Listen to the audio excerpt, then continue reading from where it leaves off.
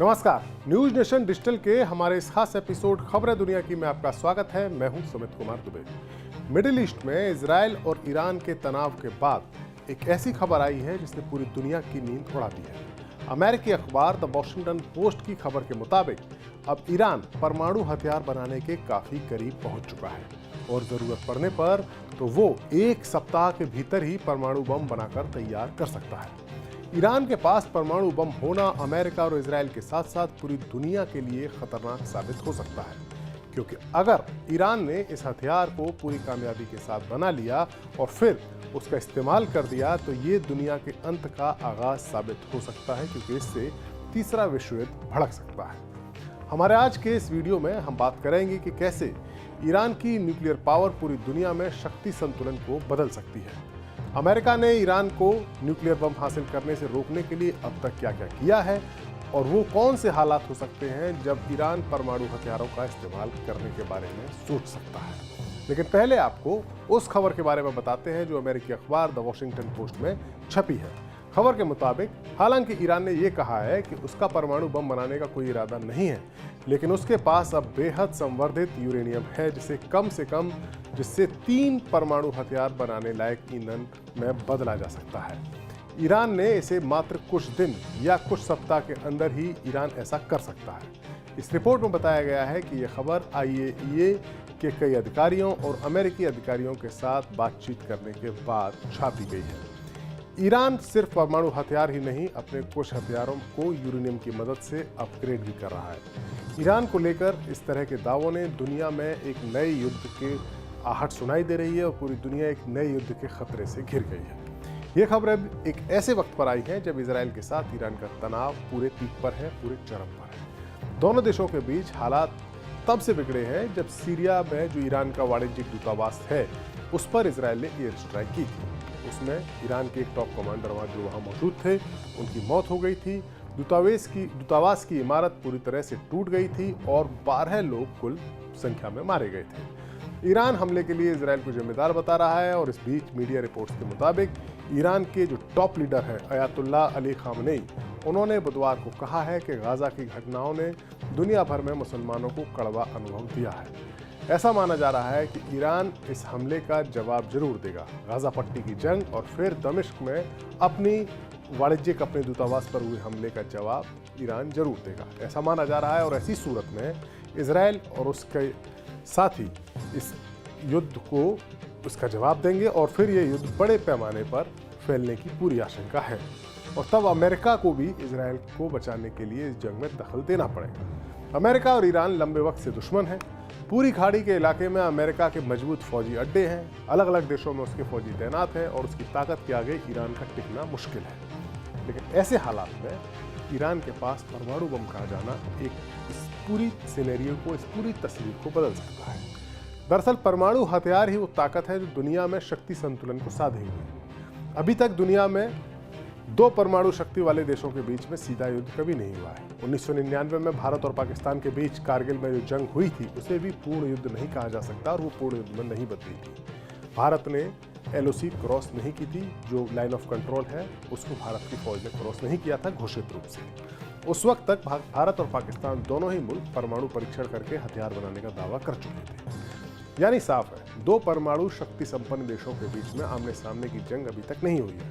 दरअसल साल 1945 में जब दूसरा विश्व युद्ध खत्म हो रहा था तब अमेरिका ने जापान के 2 शहरों हिरोशिमा और नागासाकी पर परमाणु बम गिराकर पूरी दुनिया को खुद के सुपर पावर होने का मैसेज दिया था।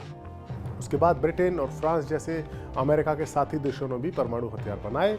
उसके विरोधी यानी रूस और चीन ने भी न्यूक्लियर हथियारों का जखीरा जमा कर लिया। इन 5 देशों के अलावा मौजूदा वक्त में भारत और पाकिस्तान ही घोषित तौर पर न्यूक्लियर पावर है।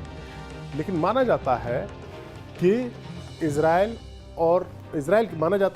के पास भी परमाणु हथियार मौजूद है। दरअसल अमेरिका और उसके साथी देशों ने पूरी कोशिश की है कि जो 5 घोषित परमाणु शक्ति संपन्न देश हैं उनके अलावा कोई बाकी देश परमाणु शक्ति हासिल ना कर सके।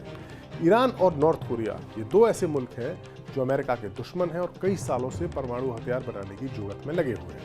अमेरिका इन दोनों ही देशों पर भारी आर्थिक पाबंदियां भी लगा चुका है जो कई साल से जारी है। बराक ओबामा की सरकार जब आई थी, जब बराक ओबामा की प्रेसिडेंसी थी अमेरिका में, उस वक्त साल 2015 में ईरान के साथ अमेरिका की एक डील हुई थी, जिसके तहत ईरान परमाणु बम बनाने के अपने इरादों से पीछे हटने के लिए तैयार हो गया था। लेकिन ओबामा के बाद जो प्रेसिडेंट बने डोनाल्ड ट्रंप, उन्होंने इस डील को रद्द कर दिया और ईरान फिर से अपने पुराने रास्ते पर चल निकला। मिडिल ईस्ट में हमास और इजराइल की भिड़ंत के बीच ईरान ही वो मुल्क है जो सबसे कठोर रवैया अपनाए हुए है। ईरान समर्थक मिलिशिया यानी हिजबुल्लाह लेबनान की सीमा पर इजराइल पर लगातार हमले कर रहा है, इजराइल उसका जवाब दे रहा है। तो वहीं यमन के हूती विद्रोही भी लाल सागर में इजरायली जहाजों को निशाना बना रहे हैं। हूतियों को भी ईरान का ही बगल बच्चा माना जाता है। अब जबकि ईरान दमिश्क में अपनी दूतावास पर हुई स्ट्राइक का इंतकाम लेने की तैयारी में जुटा है, तो सवाल ये अहम हो जाता है कि उसका इंतकाम कैसा होगा और इंतकाम के बाद इजराइल और अमेरिका का रिएक्शन क्या होगा।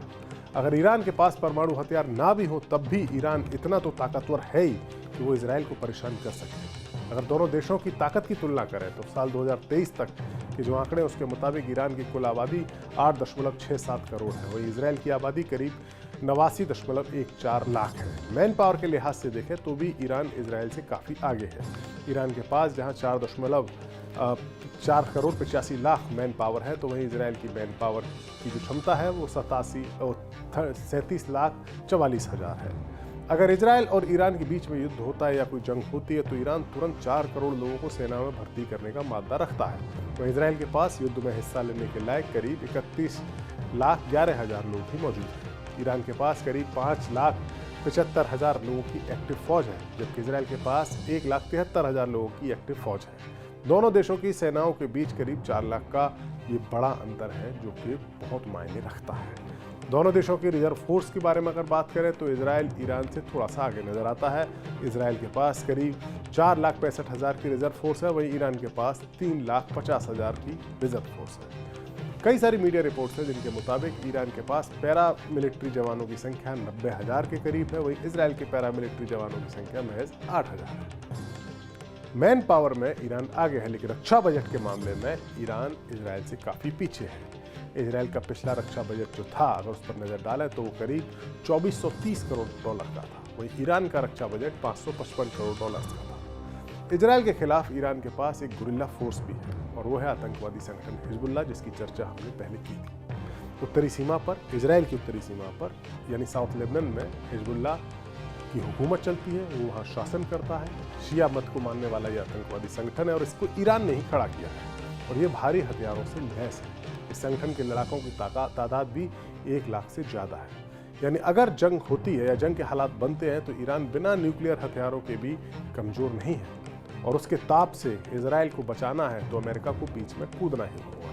और अमेरिका के साथ सीधी टक्कर वाले हालात के मद्देनजर ही, यानी अगर ईरान इजराइल पर हमला करता है और अमेरिका उसको बचाने के लिए कूदता है और अमेरिका और ईरान के बीच सीधी जंग शुरू हो जाती है, ऐसे सूरत के लिए, ऐसे हालात के मद्देनजर ही ईरान न्यूक्लियर हथियार हासिल करना चाहता है।